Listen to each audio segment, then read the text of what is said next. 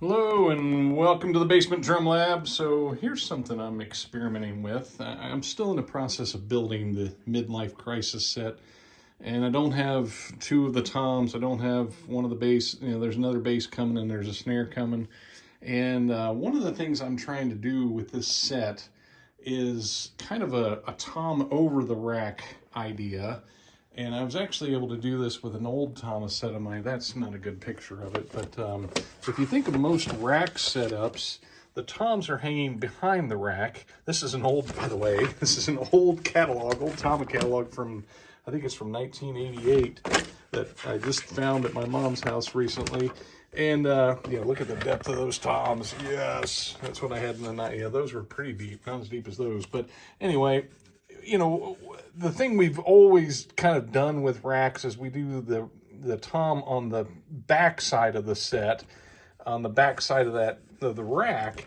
And what I did with my last set, had some success with, and I want to do again, is like a tom over the rack instead of the toms behind the rack. Now what that does is it pushes everything forward. The basses would have to go forward.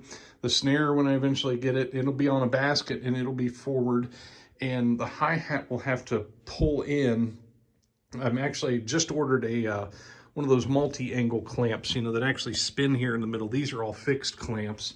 And I'm kind of doing this as I go. But I'll have to bring that in at an angle or even mount it over here on this side and bring it in. But that's going to, bring in closer, and then my snare will be in closer. So this is just kind of proof of concept of what I'm trying to do.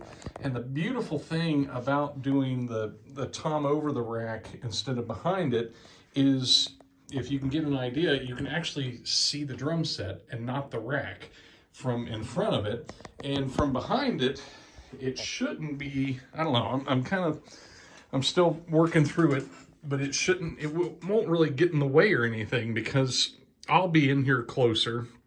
And you can see what I had to do. I was going to use these Gibraltar, the multi-angle clamps, that let you do all sorts of stuff there.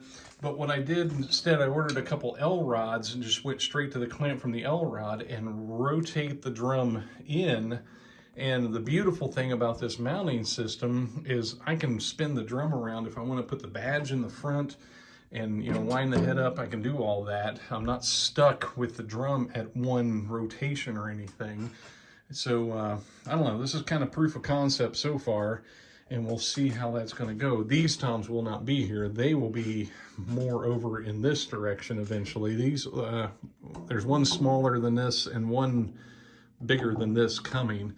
And so this will all be different, but I was just kind of doing proof of concept tonight to see if this would work. And if you get over here and look at it from beside it, where the rim is almost in line with that rack, and I didn't have to go with a real high angle to make it happen. So I don't know, there it is. It's what I'm working on. Proof of concept. I think it works so far, but we will see if this is how it ends up going. Thanks for watching. Take care.